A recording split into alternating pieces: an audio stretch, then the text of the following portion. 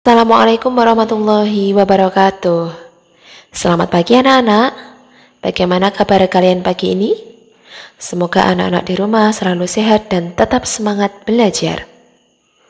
Hari ini bersama Bu Husna kita akan belajar materi tema 7, peristiwa dalam kehidupan, subtema 2, peristiwa kebangsaan seputar proklamasi kemerdekaan. Baik anak-anak, sebelum belajar, siapkan dulu bukumu dan awali dengan berdoa.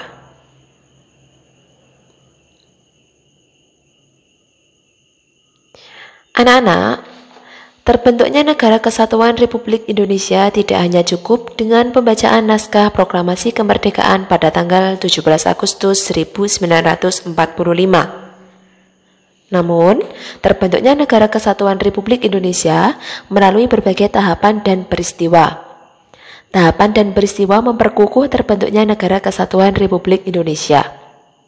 Saat ini pun, kita masih harus tetap mempertahankan kedaulatan Indonesia. Peristiwa pembacaan teks proklamasi. Pembacaan teks proklamasi kemerdekaan dilaksanakan pada hari Jumat tanggal 17 Agustus 1945. Sejak pagi telah dilaksanakan persiapan di rumah Insinyur Soekarno untuk menyambut proklamasi kemerdekaan Indonesia. Banyak tokoh pergerakan nasional beserta rakyat berkumpul di tempat itu.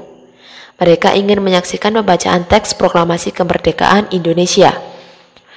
Sesuai kesepakatan yang diambil di Rumah Laksamana Maida, para tokoh Indonesia menjelang pukul 10.30 waktu Jawa zaman Jepang atau pukul 10.00 WIB telah berdatangan ke rumah Insinyur Soekarno. Mereka hadir untuk menjadi saksi pembacaan teks proklamasi kemerdekaan Indonesia. Acara yang disusun dalam upacara di kediaman Insinyur Soekarno itu antara lain sebagai berikut. A. Pembacaan teks proklamasi kemerdekaan Indonesia. B. Pengibaran bendera merah putih. C. Sambutan Wali Kota Suwiryo dan Dr. Muwardi.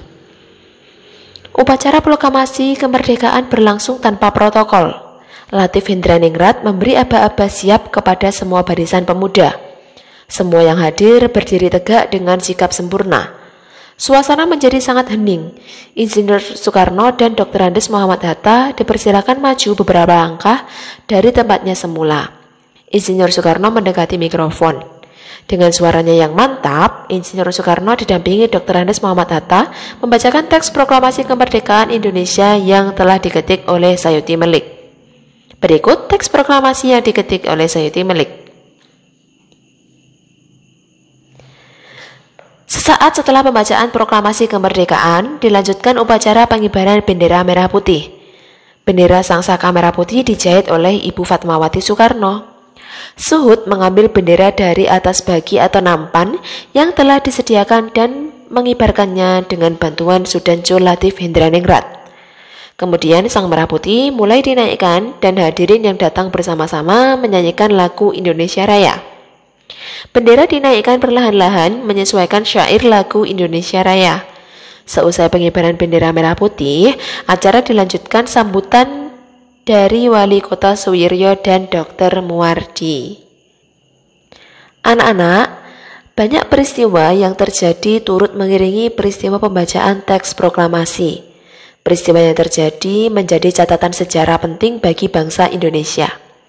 Nah, sekarang silakan kalian jeda dulu video ini untuk Bu Husna beri kesempatan kalian membaca teks yang berjudul Peristiwa Menjelang dan Sesudah Pembacaan Teks Proklamasi. Sudah selesai membaca anak-anak? Baik, selanjutnya silakan kalian lihat pada halaman 92. Terdapat peta pikiran. Di tengah peta pikiran tersebut ada tulisan yang berjudul Peristiwa Rengas Dengklok. Anak-anak masih ingatkah kalian dengan peta pikiran? Ya, peta pikiran merupakan suatu cara mencatat dan memetakan ide atau gagasan yang kita dapatkan setelah membaca atau mendengarkan suatu teks secara kreatif dan efektif. Tugas kalian adalah silakan kalian isi Kalian jawab pertanyaan-pertanyaan yang ada pada peta pikiran ini. Ini merupakan tugas bahasa Indonesia. Anak-anak, seluruh rakyat Indonesia menyambut dengan sukacita proklamasi kemerdekaan. Peristiwa-peristiwa heroik pun terjadi di berbagai daerah. Pembacaan teks proklamasi memicu semangat pejuang-pejuang bangsa mengusir penjajah. Dalam peristiwa pembacaan proklamasi kemerdekaan Indonesia, ada dua tokoh penting yang mewakili seluruh rakyat Indonesia, yaitu Insinyur Soekarno dan Dr. Andes Muhammad Hatta. Kedua tokoh tersebut dikenal sebagai proklamator. Anak-anak, silakan kalian baca teks yang berjudul proklamator. Untuk selanjutnya kalian jawab pertanyaan yang ada pada halaman 99. Kalian ditugaskan untuk mengidentifikasi teks narasi sejarah melalui bacaan. Ini juga masih menjadi tugas bahasa Indonesia. Pembacaan teks proklamasi kemerdekaan disambut dengan penuh sukacita oleh seluruh rakyat di berbagai penjuru daerah. Peristiwa pembacaan proklamasi memberikan semangat untuk melakukan perlawanan mengusir penjajah di berbagai daerah. Anak-anak, tahukah kamu, tindakan heroik mendukung proklamasi, yaitu usaha menegakkan kedaulatan terjadi di berbagai daerah dengan tindakan heroik. Berikut ini merupakan tindakan heroik mendukung proklamasi di berbagai daerah di Indonesia. Mulai dari peristiwa heroik di Yogyakarta, peristiwa heroik di Surabaya, ada peristiwa heroik Semarang, peristiwa heroik Aceh, peristiwa heroik Bali, peristiwa heroik di Sumba, peristiwa heroik di Kalimantan, peristiwa heroik di Palembang, dan peristiwa heroik di Makassar. Sebagai negara yang baru lahir, Indonesia belum memiliki undang-undang dasar yang berfungsi untuk mengatur segala aspek kehidupan berbangsa dan bernegara. Kepala negara dan kepala pemerintahan yang akan menjalankan pemerintahan serta kelengkapannya juga belum ada. Para pemimpin bangsa segera memanfaatkan dengan sebaik-baiknya lembaga yang ada pada waktu itu, yaitu PPKI yang dibentuk Jepang sejak tanggal 7 Agustus 1945. Diketuai Insinyur Soekarno dan wakil ketuanya Dr. Andes Muhammad Hatta. PPKI menggantikan tugas BPUPKI yang sudah berakhir. BPUPKI dibentuk pada tanggal 29 April 1945. Lalu, apakah kepanjangan PPKI dan BPUPKI? Nah, anak-anak, perlu kalian ketahui, PPKI dan BPUPKI merupakan bagian dari peristiwa-peristiwa penting seputar proklamasi kemerdekaan. Pembentukan BPUPKI. Pada akhir tahun 1944, kedudukan Jepang dalam Perang Pasifik semakin terdesak. Jepang menegaskan kembali janjinya untuk memberikan kemerdekaan kepada bangsa Indonesia. Letnan Jenderal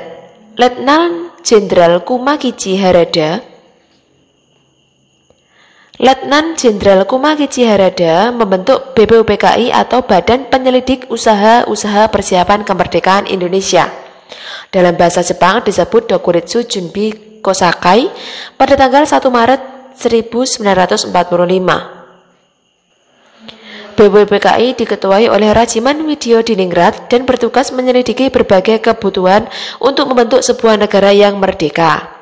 BPUPKI mengadakan sidang resmi pada tanggal 28 Mei 1945 sampai 1 Juni 1945.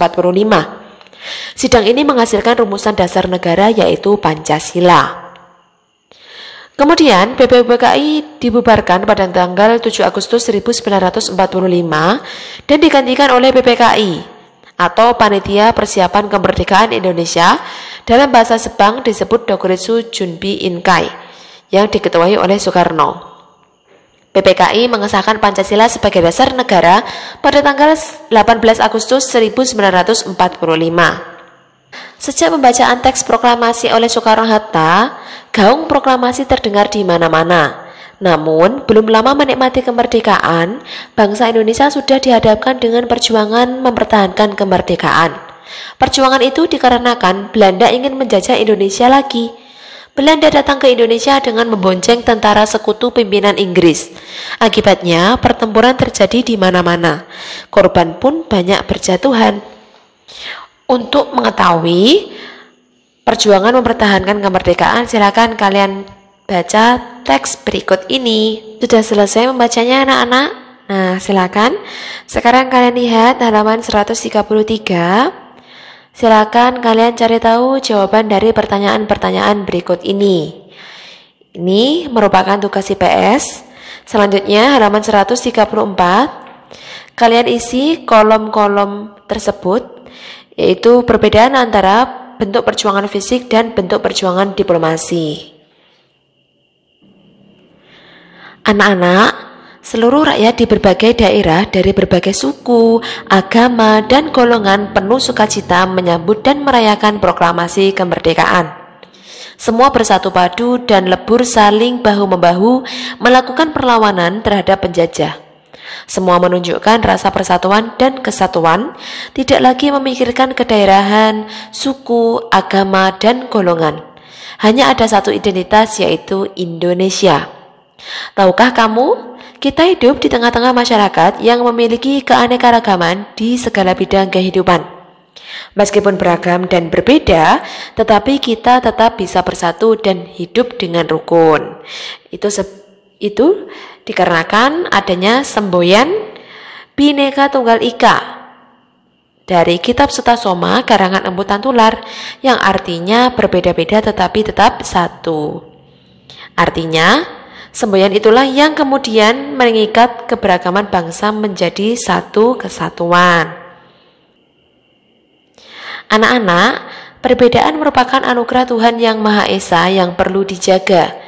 Satu di antara perbedaan yang dimiliki bangsa Indonesia adalah suku bangsa dan budaya. Sebagai bangsa yang terdiri atas beraneka ragam suku bangsa, kita harus bangga karena suku-suku yang ada mempunyai budaya yang beragam. Keragaman tersebut terlihat jelas dalam unsur-unsurnya. Nah, anak-anak, tahukah kamu apa artinya budaya? Budaya merupakan suatu cara hidup yang berkembang dan dimiliki bersama oleh sekelompok orang dan diwariskan dari generasi ke generasi. Anak-anak, silakan kalian jeda dulu video ini untuk kalian baca tentang unsur-unsur budaya. Selanjutnya bisa kalian buka halaman 121. Anak-anak, silakan kalian cari tahu dengan mengamati unsur-unsur budaya yang ada di tempat tinggalmu. Ya, bisa kalian lihat pada bacaan lalu kalian masukkan ke dalam kolom yang sudah disediakan. Untuk kolom keterangan tidak perlu diisi ya, cukup mengisi mulai dari unsur budaya religi, mata pencarian profesi, teknologi, pengetahuan, sistem kemasyarakatan, dan bahasa. Dan ini merupakan tugas PPKN. Bersyukur sebagai negara merdeka harus terus kita wujudkan dalam setiap kesempatan, kapanpun dan dimanapun. Rasa syukur sebagai bentuk cinta tanah air dapat kita lakukan dengan berbagai hal, salah satunya dengan menjaga persatuan dan kesatuan dalam keberagaman bangsa. Nah, tahukah kamu, anak-anak dari berbagai penjuru Nusantara saling bertemu dan berkenalan di Jakarta pada tanggal 14 sampai 18 Oktober tahun 2003. Mereka mengadakan konferensi. Konferensi adalah rapat untuk bertukar pendapat mengenai suatu masalah yang dihadapi bersama. Semua anak menyadari bahwa mereka berbeda, tetapi mereka mempunyai tekad yang sama, yaitu perbedaan bukanlah alasan untuk bertengkar antara satu dan yang lainnya. Bahkan mereka berhasil menyusun sebuah kesepakatan tentang cara menyikapi keragaman bangsa. Nah, ini anak-anak. Lanjut, silakan kalian baca kasus-kasus yang ada dalam kehidupan sehari-hari pada halaman 147. Untuk selanjutnya, kalian bisa memberikan pendapat dalam setiap kejadian yang sudah dijabarkan dalam teks soal ini. Ini merupakan lanjutan dari tugas PPKN ya anak-anak. Nah anak-anak, salah satu unsur budaya adalah kesenian. Tari adalah salah satu dari berbagai bentuk kesenian. Gerak tari adalah serangkaian gerakan indah dari dalam tubuh manusia. Penampilan gerak tari akan terasa indah jika ada iringan musiknya. Musik dan tari merupakan satu kesatuan yang tidak dapat dipisahkan. Musik dapat mengatur tempo gerak sebagai pengiring, memberikan suasana, dan sebagai ilustrasi untuk mempertegas ekspresi gerak. Selain musik atau iringan tarinya, keindahan gerak tari juga dapat dilihat dari pola lantai saat penari mempergerakan gerak tari. Tahukah kamu apa yang dimaksud dengan pola lantai? Ya, pola lantai adalah garis-garis di lantai yang dilalui oleh penari dari perpindahan tempat satu ke tempat lain pada saat melakukan gerak tari. Menurut jenisnya, ada 3 bentuk karya tari yang perlu kamu ketahui sebelum kita lebih lanjut membahas tentang pola lantai. Ada bentuk karya tari tunggal, karya tari berpasangan, dan bentuk tari kelompok. Coba anak-anak perhatikan gambar yang ada di buku kalian. Nih, bentuk tari tunggal seperti ini anak-anak. Lalu ada bentuk tari berpasangan, 2 orang, ada bentuk tari berkelompok, lebih dari 2 orang. Lantai zigzag ya anak-anak, seperti pada gerak 1, gerak 2 ini juga masih menggunakan zigzag. Untuk gerak 3 ini sudah menggunakan lingkaran. Gerak 4 ini menggunakan horizontal. Begitu ya anak-anak. Nah, untuk tugas muatan SPDP, silakan kalian jawab pertanyaan pada halaman 95 tentang nomor 1, perbedaan bentuk karya tari tunggal, berpasangan, dan kelompok.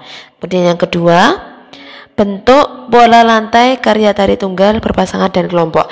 Ini Bu Husna harap kalian bisa menyebutkan contoh tariannya juga ya anak-anak. Misal tari tunggal itu contohnya tari apa, tari daerah apa namanya, terus berpasangan dan berkelompok. Kalau kelompok misal kayak tari keca itu ya, silakan kalian tulis contoh tariannya juga, cukup 1 saja. Baik, mengerti ya anak-anak? Matahari. Nah anak-anak, selanjutnya kita akan belajar muatan IPA, masih tentang kalor atau panas. Berbicara tentang panas, tentu kamu masih ingat akan kalor, termasuk perbedaan kalor dan kemampuan kalor mengubah suhu dan mengubah wujud benda. Wujud suatu benda dapat berubah menjadi wujud benda yang lain ya anak-anak. Misalnya air yang membeku menjadi es atau es krim yang mencair saat didiamkan di ruang terbuka. Namun benda yang telah berubah wujud tersebut dapat kembali ke wujud asalnya dengan beberapa perlakuan. Misalnya, air yang telah berubah menjadi es dapat kembali berubah menjadi air jika didiamkan atau dipanaskan. Pada pembelajaran yang lalu, kita telah buktikan melalui percobaan bahwa kalor dapat mengubah wujud benda melalui peristiwa mencair dari benda padat menjadi cair. Sekarang kita akan buktikan lagi kemampuan kalor mengubah wujud benda melalui peristiwa penguapan. Perubahan wujud benda dipengaruhi oleh kalor atau panas. Contoh perubahan wujud benda adalah proses mencair, menguap, dan menyublim. Ketika proses ini terjadi karena benda-benda yang berubah menyerap kalor dari lingkungan sekitar. Bisa karena dipanaskan atau didiamkan. Itu ya anak-anak. Jadi untuk peristiwa penyerapan kalor terjadi pada proses mencair, menguap, dan menyublim. Contoh lain perubahan wujud karena penguapan. Yang pertama, bensin dibiarkan di tempat terbuka lama-lama akan habis. 2, minyak kayu putih dibiarkan di dalam botol terbuka dalam waktu lama akan berkurang isinya. 3, baju basah akan kering ketika dijemur di bawah panas matahari. Nah anak-anak, untuk tugas IPA silakan kalian melakukan pengamatan. Ingat ya anak-anak, kalian hanya mengamati saat ibu memasak air. Pengamatan ini dilakukan harus bersama orang tua atau dalam pengawasan orang tua. Kalian amati saat ibu memasak air dengan panci. Untuk cara kerjanya, untuk pengamatannya bisa kalian lihat nanti apa yang harus kalian amati pada soal nomor 1 sampai nomor 7. Jadi anak-anak, ingat kalian hanya melakukan pengamatan. Ceritakan pengamatanmu pada kolom-kolom yang sudah disediakan nomor 1 sampai nomor 7. Dan pengamatan pada baju yang dijemur. Ini ya, jadi melakukan pengamatan terhadap 2 aktivitas, yaitu memasak air menggunakan panci yang tertutup. Lalu ada pengamatan terhadap baju yang dijemur. Begitu ya anak-anak, bisa dipahami? Nah, sekian materi belajar kita untuk subtema 2. Apabila ada kekurangan, Ibu mohon maaf. Sekian, wassalamualaikum warahmatullahi wabarakatuh.